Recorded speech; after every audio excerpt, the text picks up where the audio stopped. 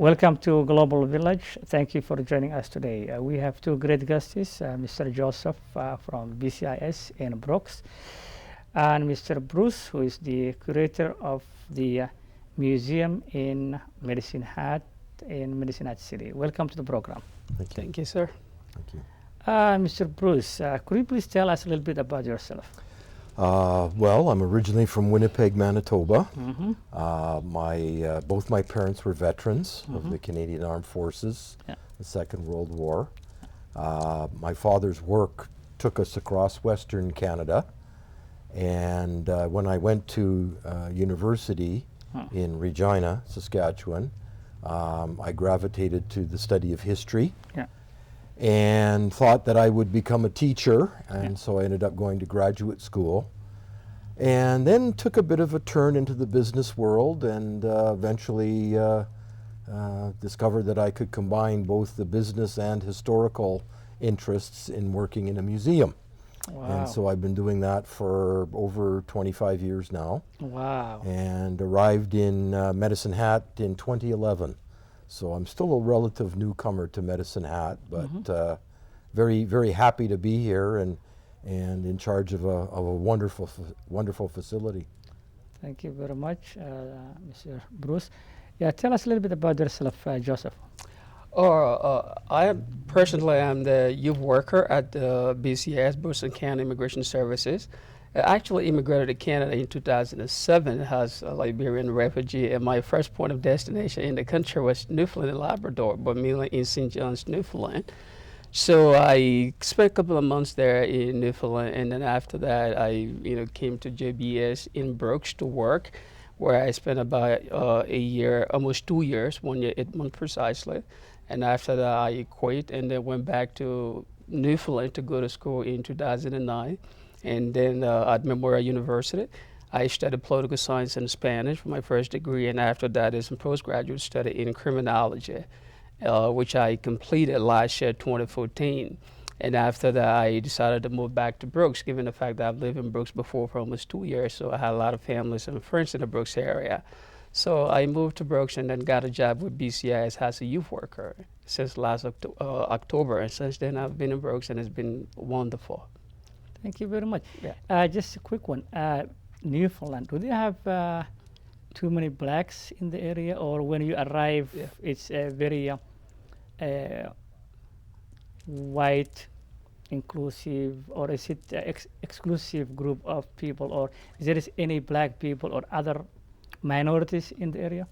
Well, there are a lot of immigrants in Newfoundland. Even though it's a very faraway province, which many immigrants don't like to stay because they think it's somewhat disconnected from the rest of the country because it is a very huge island.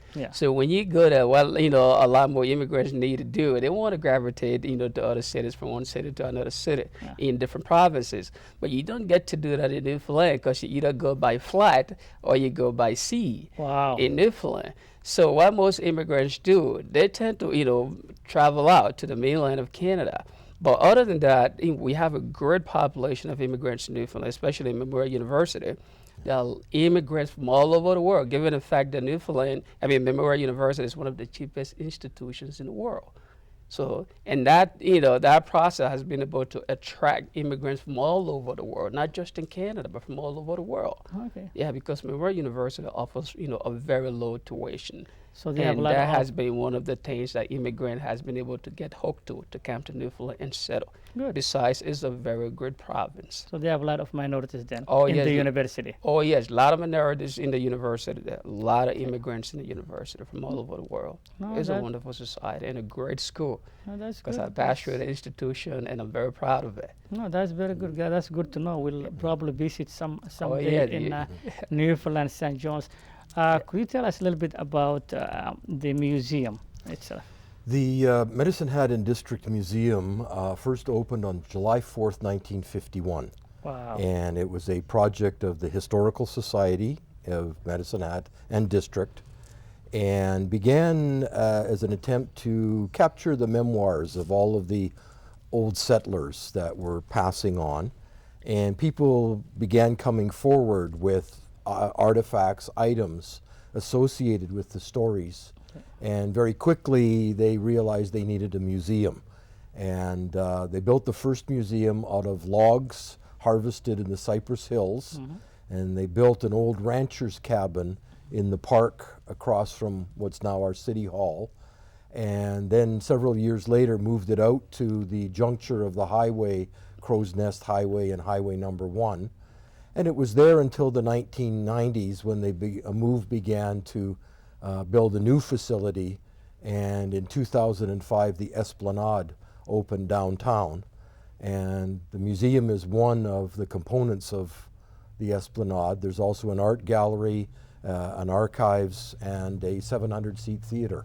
Wow. So it's become the arts, culture, heritage center for Medicine Hat and district. And many people from Brooks come down for the various shows and exhibits that we put on. No, that's good to know, Rob. The other one, Bruce, is you've been to Brooks, I believe, last month. Yes. That's where we met. Yes. And you did a very good presentation. Thank you. For the Black History Month. Yes. Could you tell us why it's so important, the Black History Month, to be celebrated in many communities?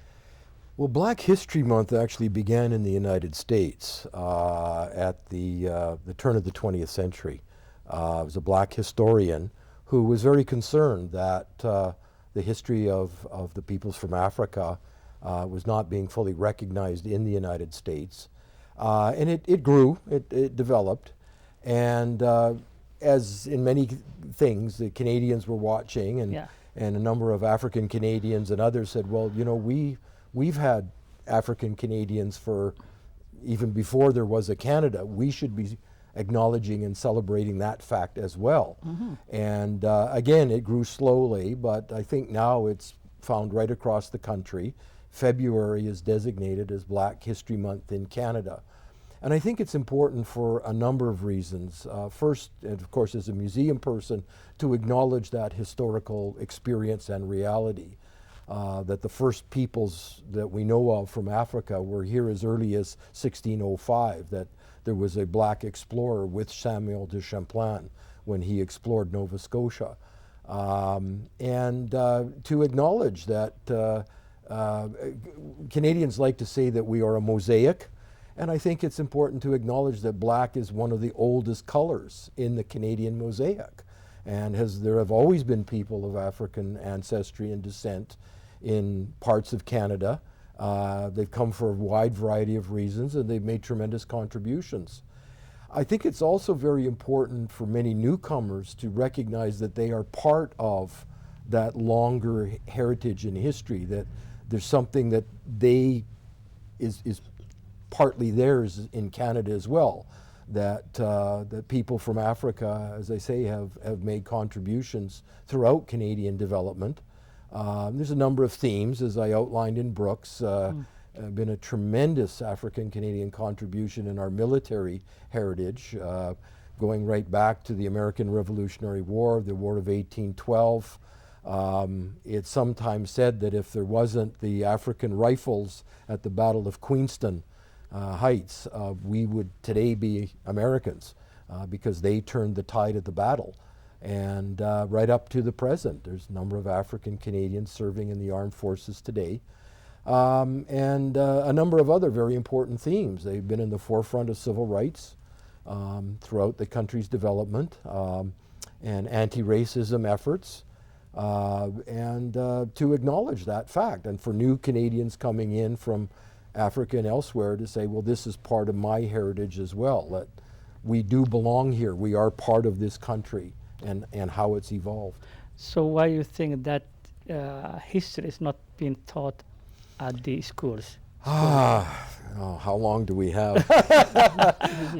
It's very complicated. In Canada, of course, education is a provincial matter. It's not there's no federal department of education. And each province over the decades has evolved systems which unfortunately have tended to shift history and the study of the past to of lesser importance. It is tragic in my view that today in Canada you can graduate from a high school in most parts of Canada without ever studying Canadian history at all. And it's very interesting because we see a lot of young people when they get to university, they start taking those classes because they kind of instinctively recognize that this is important, this is something that I need. In fairness to the schools, part of the challenge has been with the developments in technology is more time for mathematics, more time for science, more time for computers. There's less time for History. Arts, culture, and heritage. And so I don't think any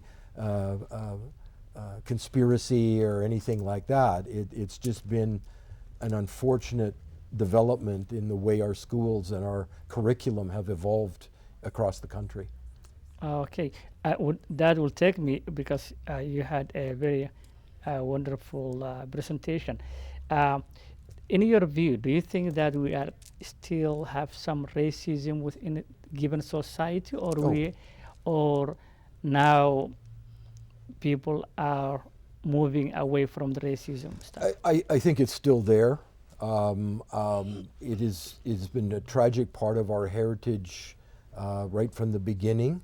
I think that it's found in most societies throughout the world in one form or another. But certainly in Canada, we have a history of racial discrimination, many, many examples of it. And I think certainly since the civil rights movement in the United States and the arrival of people from all over the world, the multicultural nature of Canada is changing and evolving. I think there's a greater awareness of it and a willingness to talk about it and to have events like Black History Month and the meeting at Brooks where we first met. I think are very important in letting people know that yes, it's still here, but in recognizing it, we're also challenging it and saying, well, this isn't the way I want my Canada to be now or for my children in the future. And as long as we keep that impetus going, I think is lessening, but it's still there. It's still there. What do you think, Mr. Joseph, that question? Oh, I think I agree completely with Mr. Bruce, what exactly he said. Racism still exists within our community, despite the fact most people think, to acknowledge the fact that it does not exist. It does exist. And we just have to make more awareness and then tell people what exactly racism is all about, what the term actually means, and what racism can, also do to a community if it's not dealt with, if it's not managed, if it's not getting rid of. And that's one of the events we have coming up this March 21st. We have an event coming up in Brooks, and this event is intended to achieve, community interaction. It's intended to achieve, acculturation within the Brooks area and outside the boundaries of Brooks. And it's for the elimination of racial discrimination within the community. It's an international day. Therefore, racism, it is something that seems to affect pretty much everyone within the community. But Canada has come a very long way. Just as Bruce said, that does not mean it does not exist, given the fact we have come a very long way as a nation. We stay there. But we have to continue, fighting racism. We have to continue telling people, look, it's not something, that you can be proud of. This is something that you can, join hands with pretty much everyone within the community to eliminate. And as far as we can join hands together to eliminate, our society becomes a much better society. Agreed. Thanks, Joseph. I fully agree. You and Mr. Bruce. I have a friend who's she's a French Canadian, and she's a PhD doctorate of economics, and she lives in Edmonton. One of the things that she did study on all issues of immigrant and etc. And one of interesting thing that she mentioned was in order for any given society to embrace diverse population, the minorities have to take part of decision-making mechanism. According to her study, if it's not that happen, then you're just moving to a circle of confuse, according to that one. What do you think about that theory? I think it's a very interesting idea. I think that there's a great deal of truth in that. We are a democracy, and the assumption of any democracy is an informed electorate making choices based on their own beliefs and philosophies. I think we have a long way to go on the information, Yeah. which we've just been discussing. But I think too, we need that participation. Democracy assumes that the people will be engaged and involved. And it's not just at election time, it's throughout the years into committee works within your community, Yeah. community organizations. I think that's where a lot of the tensions and issues can be dealt with. I mean, it's one thing to pass a law, and we have laws in Canada that outlaw discrimination. It's quite another to practice that in your own community. And I think that's where it's very important for people to get involved, participate, make their voices heard, and yes, absolutely take part in the political and social process. Yeah, and I think one of the things that foundation of this show was to explore the grassroots people. Mm-hmm. Any given society that has the immigrants population have a very good number of people Yes. from the grassroots level Absolutely. that are doctors, lawyers, and all that. And Joseph agrees with me.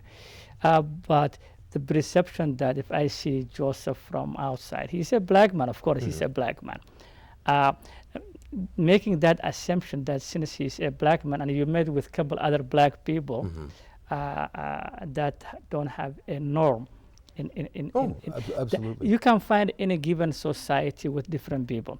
But if you base your view on somebody that you had bad deal with, and then based on that to somebody else, that's where the ignorance plays that we need to educate the people and say, you know what, I'm different from this person, I'm different from this person.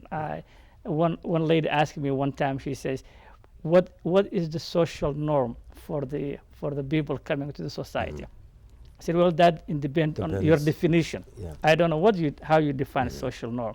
Your social norm might be different than mine. Yes. So don't generalize people as a bunch of immigrants. So, and she took it a little bit, and she took one step back, and she said, "Yeah, you too." Yes. She said that's the truth. But coming back also to the issue of this museum, how would one to get involved with the museum and what the community be able to do for the museum, for example, since that's a history, and history is important for generations to come. Yes. If we deny history, then we will be a society going nowhere. Well, History just is- yeah. as Joseph was saying, and moving around. Yeah. I think there's several things. Okay. Brooks has a very fine little museum, and actually, as we were saying earlier, there's a number of small museums in rural Alberta. Yeah. And I think in particular for any new Canadians Yeah. who wanting to take part and is to learn about that local heritage. And a good place to start is a local museum. So just by visiting, I mean, our museum is open Monday to Friday from 10 in the morning till 5 in the afternoon. And then again on Saturdays from noon till 5, and the occasional Sunday for special events. So if someone happens to be coming in to Medicine Hat from Brooks and is interested in our community, has an hour or two, by all means come down. It's a modest admission fee and learn about our community. Our exhibits are very, very good. And we continually hear from people about how much they learned about Medicine Hat, and we do acknowledge some of the early black pioneers of Medicine Hat. In addition, that if, for example, if they purchased a ticket to one of the shows at our theater, if they come a little early, that ticket gets you into the galleries at no additional charge. Wow. So we get people coming in an hour before a show and touring and looking at the exhibits we have, and then they enjoy the performance and leave. So that's one. Another one would be to, when you have friends and family visiting, to bring them as tourists and learning something about what's now your community. The other thing would be if people have items. Now our mandate is Medicine Hat and District, so we are always looking for items which help us to tell that story. And I'm sure it's the same for the Brooks Museum. Yeah. And Brooks's internationalization that's been Yeah. underway for the last 20, 25 years is part of your community's heritage. Yeah. And the museum, I'm assuming, would want to reflect that. And certainly as a museum curator, I'm in contact with the representatives of many of the ethnocultural communities in Medicine Hat. We're trying to build our collections. Is one of the challenges we have. People will come in and say, well, I don't see my heritage here, and it's because no one's made a donation. That's I right. can't show what we don't have. Yeah. And certainly photographs, that's always a big help. But artifacts and items, and simply go to our website, esplanade.ca, and click museum, and it'll get you the contact information for me. And if people have items that they think we would be interested, we will always talk to them and always take a look. I can't guarantee that we would accept every item. We have to be selective. But we're always looking for items that reflect our heritage. So you said you open on Saturdays? We are open Saturdays from noon till 5. And we are also open the occasional Sunday when there's a special event. Okay. But normally we're closed Sundays.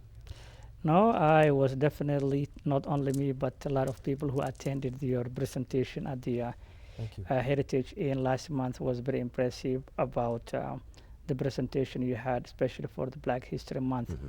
And also when you mentioned that you have also blood from West Africa, which I...